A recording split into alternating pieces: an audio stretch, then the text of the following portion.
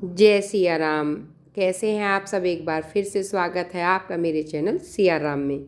आज मैं आपको फागुन अमावस्या की कथा सुनाऊंगी। एक दीन ब्राह्मण परिवार था जिसमें पति पत्नी और उनकी एक पुत्री थी। उनका जीवन सामान्य चल रहा था। वर्ष बीतते गए, पुत्री भी धीरे धीरे बड़ी होने लगी। बढ़ती आयु के साथ उसमें स्त्रियों के गुणों का भी विकास होने लगा। वह अत्यंत सुंदर, सुशील और सर्वगुण संपन्न थी, लेकिन गरीब होने के कारण उसका विवाह नहीं हुआ। एक दिन उस ब्राह्मण के घर एक साधु महाराज पधारे। ब्राह्मण पुत्री की सेवा से साधु महाराज का मन बहुत खुश हुआ और उन्होंने कन्या को लंबी उम्र का आशीर्वाद दिया, लेकिन यह भी बताया कि इसके हथेली में विधवा योग है।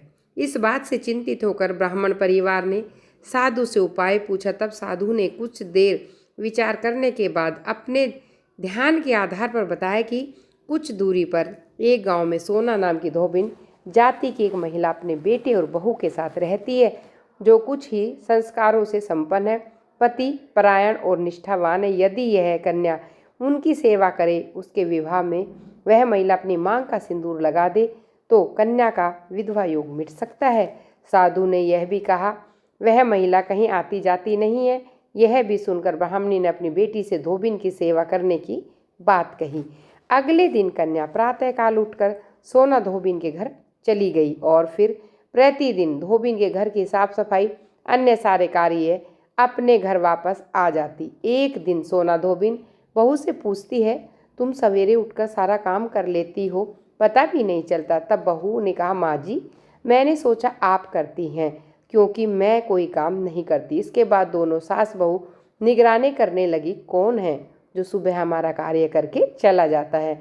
कई दिनों बाद धोबिन ने देखा कि एक कन्या प्रातः घर में आती है, सारे काम करने के बाद अपने घर को लौट जाती है। जब वह जाने लगी तो सोना धोबिन उसके पैरों में गिर पड़ी और पूछने लगी, कौन हो? इस प्रकार छुपकर उसके घर में कार्य क्यों करती हो? कन्या ने साधु द्वारा कही गई सारी बातें सोना धोबिन को बताई। सोना धोबिन पति परायण थी, उसमें तेज था, इसलिए वह इस बात के लिए मान गई। सोना धोबिन के पति थोड़े से अस्वस्थ थे, इसलिए उसने अपनी बहू से अपने लौट आने तक कहा कि सोना धोबिन ने जैसे ही अपने मांग का सिंदूर उस कन्या की मांग में लगाया, उसके पति की मृत्यु हो गई। थोड़े समय बाद उसे इस बात का पता चला। वह घर से निर्जल ही चली, यह सोचकर रास्ते में कहीं पीपल का पेड़ मिलेगा तो उसे भंवरी देकर उसकी परिक्रमा करने के बाद जल ग्रहण करेगी। उस दिन अमावस्या थी। ब्राह्मण के घर मिले पुए पकवान की जगह उसने ईंट के टुकड़ों से 108 बार भंवरी देकर पीपल के पेड़ की 108 परिक्रमा की और उसके बाद जल ग्रहण किया। ऐसा करते ही उसका पति वापस जीवित हो जाता है। इसलिए माना जाता है इस दिन व्रत आदि करने से पुण्य फल की प्राप्ति होती है। आज की वीडियो में बस इतना ही। आपको मेरी वीडियो कैसी लगती है आप मुझे कमेंट बॉक्स में लिखकर अवश्य बताएं। जय श्री राम।